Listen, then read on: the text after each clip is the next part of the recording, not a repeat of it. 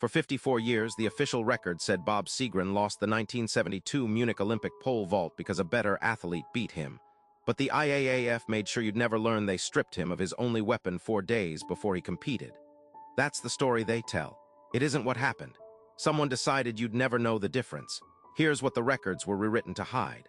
Bob Seagren didn't arrive in Munich as an underdog.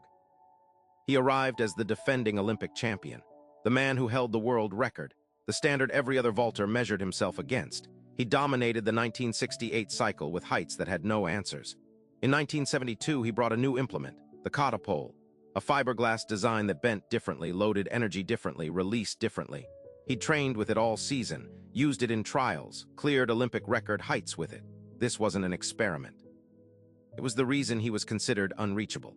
4 days before the final, the IAAF banned it, not because it failed a test, not because it violated a rule already on the books.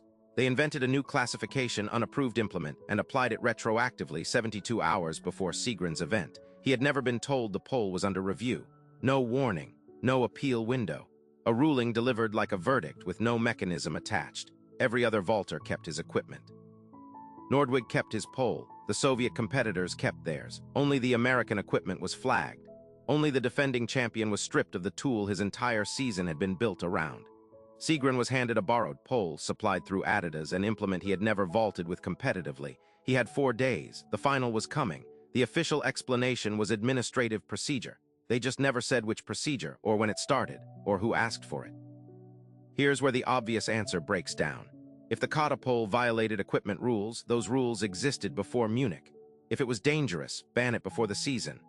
The IAAF had the pole under review for months and said nothing, not to Seagren, not to the American Federation, not publicly. He cleared 5.65 meters in U.S. trials with that implement, a height that would have won gold in Munich by a margin no one could close. But the piece that doesn't fit any procedural story is Adrian Paulin, the IAAF official who signed the ruling. The documented record shows he received sustained lobbying from Eastern Bloc sport federations in the weeks before the Games.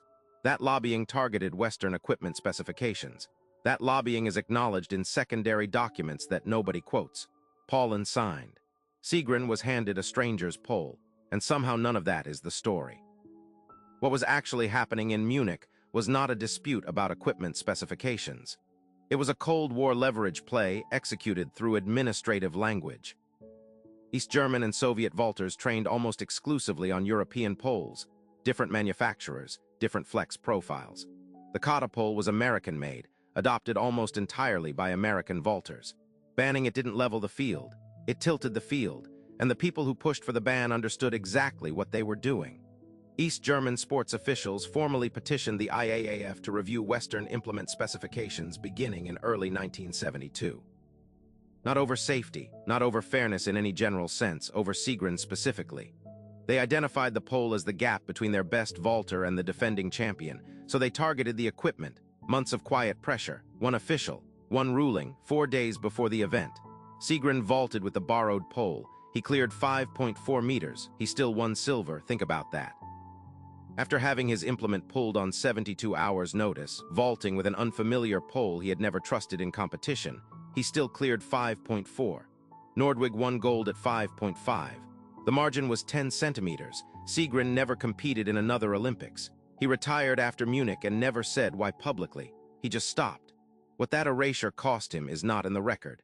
The record says the better athlete won.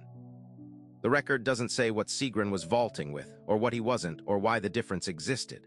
What Munich 1972 changed for the athletes paying attention was the understanding of where competition actually happens. The runway, the bar, the height, none of it matters as much as the room where decisions get made before you arrive. Seagren knew the field. He knew the bar. He didn't know about the room. He went home with silver. Nordwig went home with gold. The lobby that preceded the ruling was never investigated. The IAAF released no full correspondence from the review period. Paulin faced no formal inquiry. The petition from Eastern Bloc federations was acknowledged once in a secondary document and never pursued. The record says Nordwig won. It says nothing about how the field was arranged before the first vaulter touched the runway. Here's what's still buried.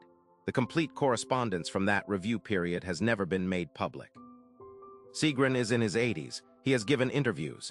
He has described what happened in general terms. He has never named every name or reconstructed every step in the sequence with the precision that would make it unchallengeable. That restraint, after 54 years with nothing left to lose, tells you everything you need to know. The question is who he's still protecting.